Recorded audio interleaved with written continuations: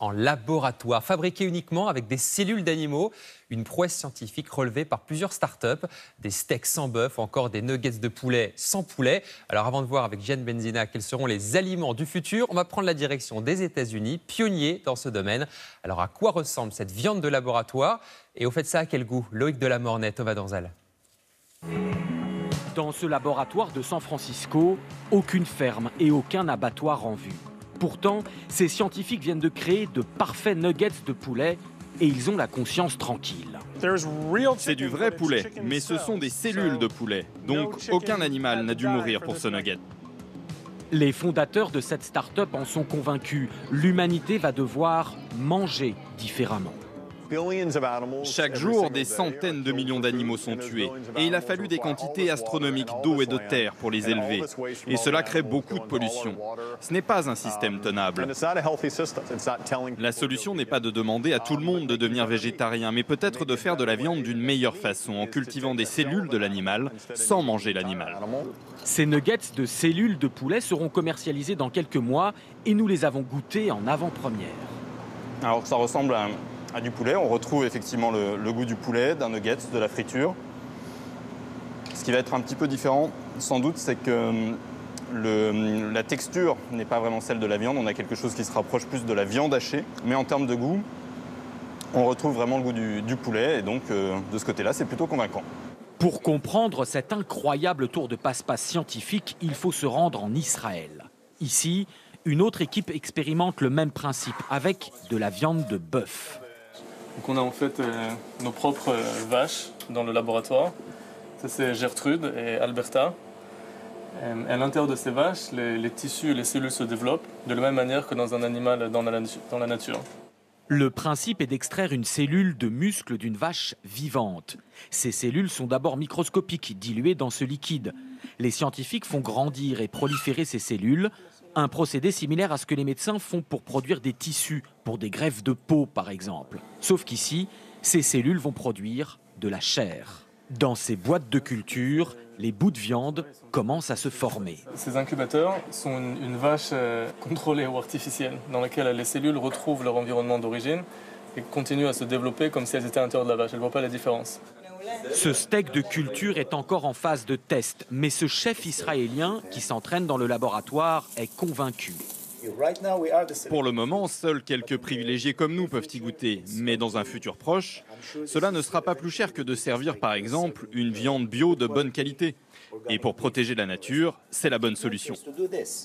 Aujourd'hui, l'élevage, notamment bovin, cause plus de pollution et d'effets de serre que l'ensemble du trafic automobile mondial. Et avec une population de 10 milliards d'humains à nourrir d'ici 2050, il faudra évoluer. La viande de laboratoire est une vraie solution, mais est-elle sans risque pour la consommation? Oui, selon ce professeur d'université. Dans un yaourt aux fraises, par exemple, vous avez des saveurs artificielles qui sont ajoutées.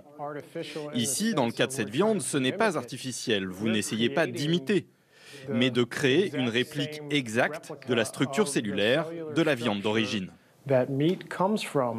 Du côté des producteurs traditionnels, c'est un autre discours. Cet éleveur du Texas est furieux qu'on puisse un jour appeler cette nourriture de la viande. Ce sont des cellules cultivées en laboratoire de manière artificielle. Ce n'est pas un morceau de viande issu d'un animal élevé en plein air. Ce n'est pas cela. Après, s'ils veulent appeler ça cellules de viande bovine de laboratoire, libre à eux. Pour autant, les grands groupes agroalimentaires, y compris de boucherie, commencent déjà à nouer des partenariats avec les entreprises de viande de culture, conscients qu'il ne faudra pas rater ce virage révolutionnaire dans nos assiettes. Bon, alors plus globalement, tout ce que nous consommons devrait beaucoup évoluer dans les années qui viennent. Bonjour Gian Benzina. Bonjour. On va commencer par des aliments qui existent déjà, mais auxquels on n'est pas vraiment habitué en France. Alors, pour le palais, je ne vous garantis rien, Jean-Baptiste, mais pour l'environnement, on le sait, les insectes, c'est excellent, car l'insecte est riche en protéines, économe en eau, et son impact sur la planète est limité. Regardez, pour produire 1 kg de bœuf, il faut 11 kg de végétaux. Pour produire 1 kg d'insectes, 2 kg de végétaux. Autre avantage de l'insecte, pour remplacer un steak de 100 grammes, vous n'avez besoin que de 40 grammes de grillons, et des chercheurs indiens, tenez-vous bien, travaillent même sur du lait de cafard. Oui, oui, l'une de ces espèces produit de petits cristaux de lait pour nourrir ses petits, qui est 3 fois plus énergétique que le lait de vache, et donc c'est une piste pour lutter contre la malnutrition. Bon, pourquoi pas? Ça, c'est pour le plat principal. Qu'est-ce que vous avez en accompagnement du futur? Alors en légumes, je vous propose les microalgues qui évoluent à la surface de l'eau. Comme elles retiennent le CO2, elles permettent de lutter contre les réchauffements climatiques. Et en plus, côté nutrition, elles sont intéressantes. Par exemple, la spiruline contient 60% de protéines contre 20% par exemple dans le poulet. On les appelle l'or vert, et en France, 80 entreprises travaillent sur leur production et transformation pour un marché estimé là à 424 millions d'euros. Quand même, ça c'est pour le contenu de l'assiette. Il y a également l'assiette elle-même qui va évoluer. Et pourquoi pas essayer de la manger carrément, Jean-Baptiste? Eh bien oui, regardez ces boules de glace entourées d'un emballage comestible, une peau à base d'algues, et cela existe aussi pour des yaourts ou des soupes. Tout ça se mange donc, et si vous avez une petite soif, eh bien cette fois-ci, regardez ces petites sphères transparentes. Un laboratoire londonien a développé une technique pour emballer l'eau dans de la gélatine végétale, et là encore, c'est comestible. D'accord, donc là c'est de l'eau, vous le prenez directement et vous buvez la bouteille. C'est l'eau que vous pouvez manger. Voilà. Pourquoi pas? Eh bien écoutez, on va voir ça. Merci beaucoup, Juliane, et à très vite.